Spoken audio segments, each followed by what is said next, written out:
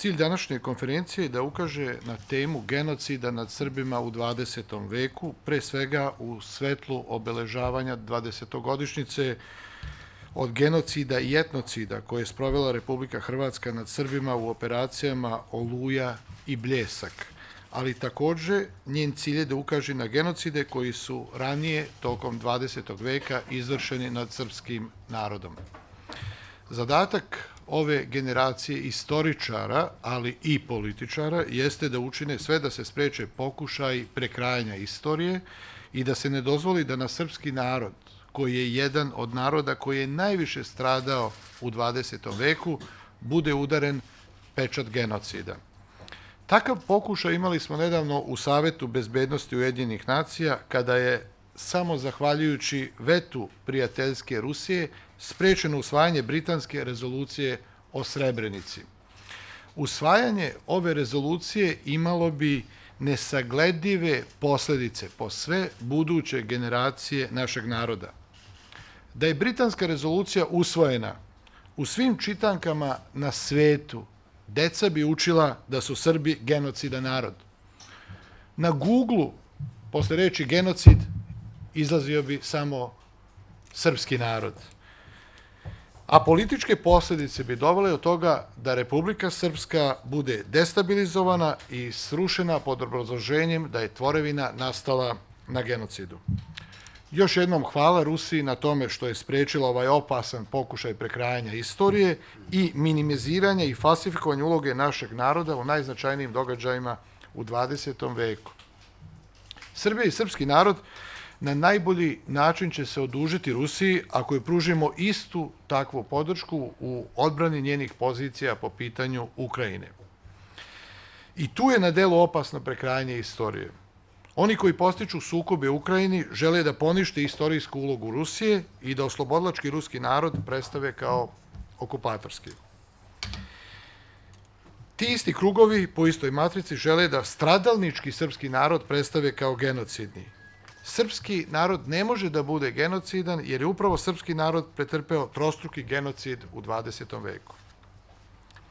Prvi genocid na Srbima izvršen je u Prvom svetskom ratu od strane Nemačke i Austro-Ugarske vojske.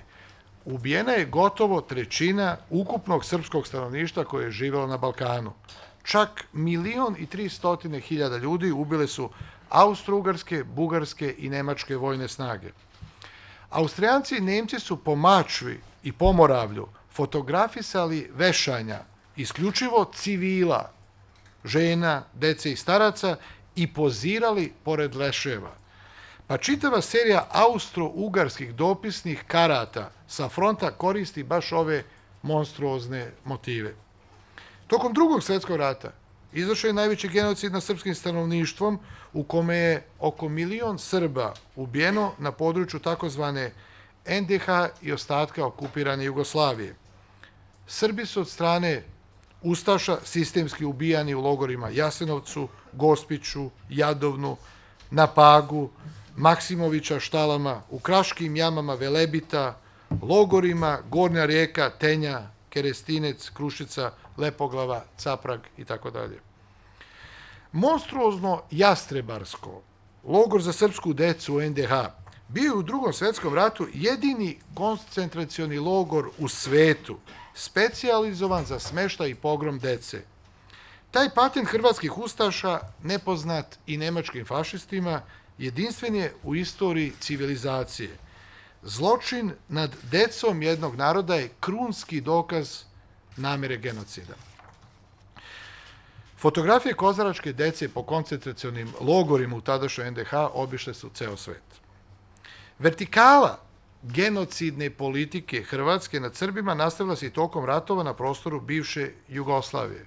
Pre tačno 2 decenije u akciji Oluja, Hrvatska država, današnja članica Evropske unije, proterala je najmanje 220.000 Srba iz njihovih domova, a između 2000 i 2500 Srba su ubijeni ili se vode kao nestali.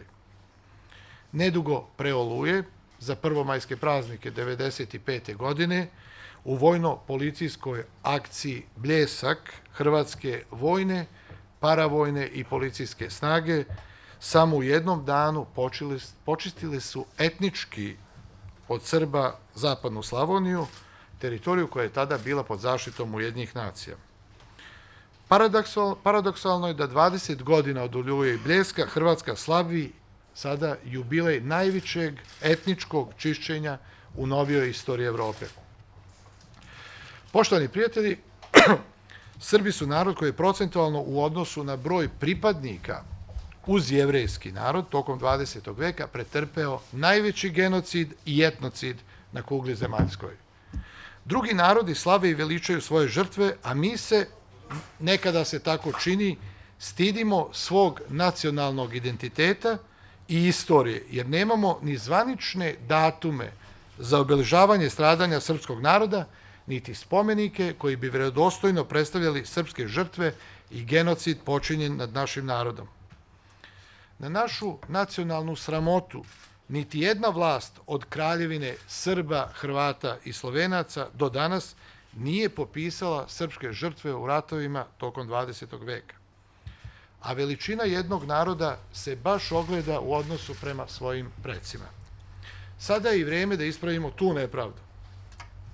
Fondacija Sveti Aleksandar Nevski i Srpska narodna partija će u parlamentu Republike Srbije pokrenuti zvaničnu inicijativu da se izgradi memorijalni kompleks srpskih žrtava genocida koji će u sebi sadržati naučno-istraživačke i obrazovne institute koji će se baviti istraživanjem genocida i etničkih čišćenja i masovnih zločina nad Srbima u 20. veku.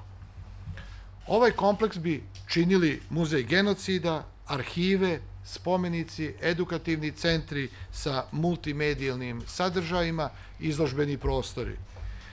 Bila bi to jedinstvena i verovatno najveća zbirka dokumenata o genocidu nad srpskim narodom u 20. veku. I što je najvažnije, zbirka imena i prezimena i podaci o svim srpskim žrtvama tokom 20. veka. Da ih pokolenja koja dolaze nikada ne zaborave, a da se zločini koji su počinjeni nad Srbima nikada ne ponove. Hvala vam.